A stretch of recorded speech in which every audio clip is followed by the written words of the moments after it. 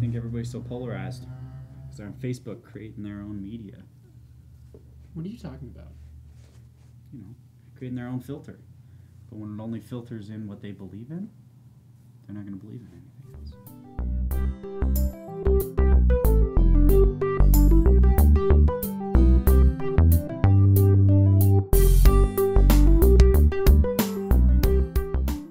Hey everybody, welcome to Seriously Lighthearted Yoga. Welcome. Today we're going to be expanding on a kind of a concept that we've been talking to you about for the beginning this, of the end. Yeah, for this whole year. And as we're kind of closing in on the end of our year together, we're going to really dive into something that we've talked about, and that's creating your own practice. And we're going to talk more about taking control of that practice and really taking charge of your situation.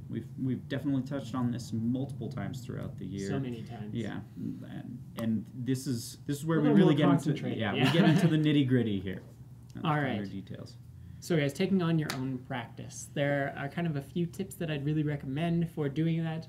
The first and kind of paramount among them being your filter kind of determines everything that you're going to understand, see, do, feel, hear, think about yoga. So take time to recognize how you feel about yoga, what you think about it, what you already know, and sort of build your own filter, your own knife for discerning, your own way to kind of reason and separate all of the ideas that you're going to encounter, because there will be a lot.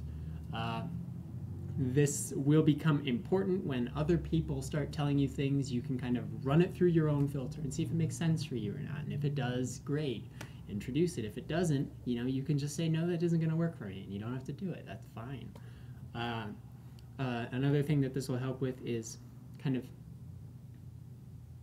can't remember what I was going to say, but how you kind of see everything, how you process everything in yoga is going to be determined by the filter and the quality of your thoughts about yoga. So take time to recognize what those are. Yeah, and figure out, this comes down to also figuring out where we talked about goals quite a while ago now, and setting those goals, short-term, long-term goals, and it's about creating those goals to then filter out the things that you don't need or feel that you don't need for your practice. So this all kind of goes hand in hand. But we'll be talking more about this as the days go forward, so stay tuned for that. Going to really be getting into the nitty-gritty here as we come to a close on our year. But give somebody a high five. We'll see you guys all tomorrow.